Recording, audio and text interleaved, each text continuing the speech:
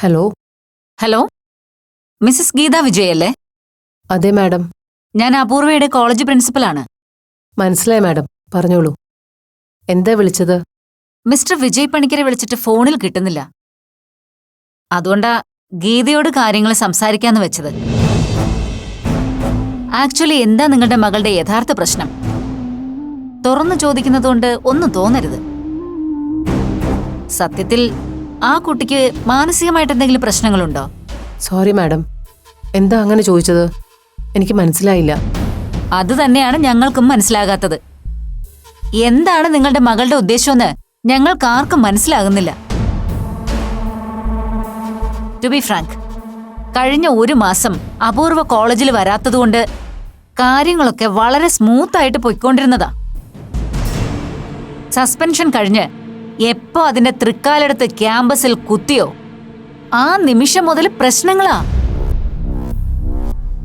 മാനമര്യാദയ്ക്ക് വന്ന് വല്ലതും പഠിച്ചിട്ട് പോകുന്നെങ്കിൽ ആയിക്കോട്ടെ എന്ന് കരുതിയാ ഞാനൊരു അലിവ് കാണിച്ചത്. അതിപ്പോ എനിക്ക് തന്നെ കുരിശായി എന്ന് പറഞ്ഞാ മതിയല്ലോ. മാഡം ഇപ്പോഴും കാര്യം എന്താന്ന് പറഞ്ഞില്ല. സത്യത്തിൽ ഒരു പേരന്റിനോട് സ്വന്തം കുട്ടിയെക്കുറിച്ച് ഇങ്ങനെയൊക്കെ പറയാൻ എനിക്ക് തന്നെ ഒരു ജാള്യതയുണ്ട്.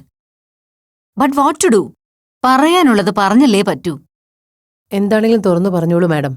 അപൂർവ വിജയ് ശരിക്കും ആൺകുട്ടിയാണോ പെൺകുട്ടിയാണോ? അല്ല, ആ കുട്ടിക്ക് തന്നെ അതിലൊരു ഉറപ്പില്ല. അതുകൊണ്ടാ നിങ്ങളോട് ചോദിച്ചത്. കോളേജിൽ ചേർത്തിരിക്കുന്ന ഫോമിൽ ഫീമെയിൽ ജെൻഡർ എന്നാണ് എഴുതിയിരിക്കുന്നത്. ഇതുവരെ ആ കുട്ടി ഇരുന്നതും പഠിച്ചതുമൊക്കെ ഗേൾസിന്റെ ഒപ്പമാണ്. പക്ഷേ സസ്പെൻഷൻ കഴിഞ്ഞ് റീജോയിൻ ചെയ്തപ്പോ അവള് പറയുന്നത് താൻ ആൺകുട്ടിയാണെന്ന്.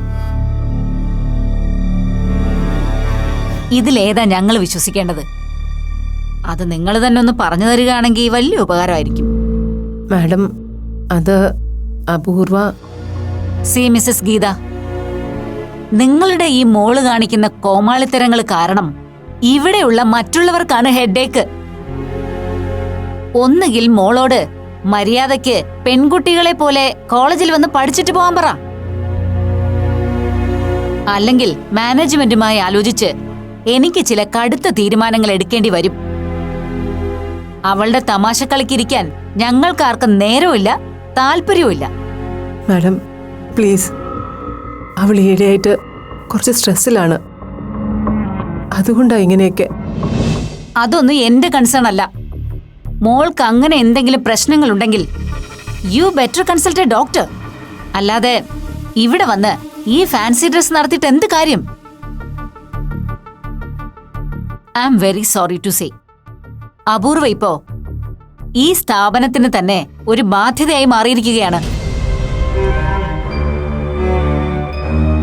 ഒന്നുകിൽ അവളോട് TC വാങ്ങി ഏതെങ്കിലും ഒരു കോളേജിലേക്ക് മൈഗ്രേറ്റ് ചെയ്ത് പോകാൻ പറയൂ, അല്ലെങ്കിൽ ലീവ് എടുത്ത് വീട്ടിലിരിക്കട്ടെ. മറ്റു കുട്ടികൾക്കെങ്കിലും ധൈര്യമായിട്ട് പഠിക്കാമല്ലോ.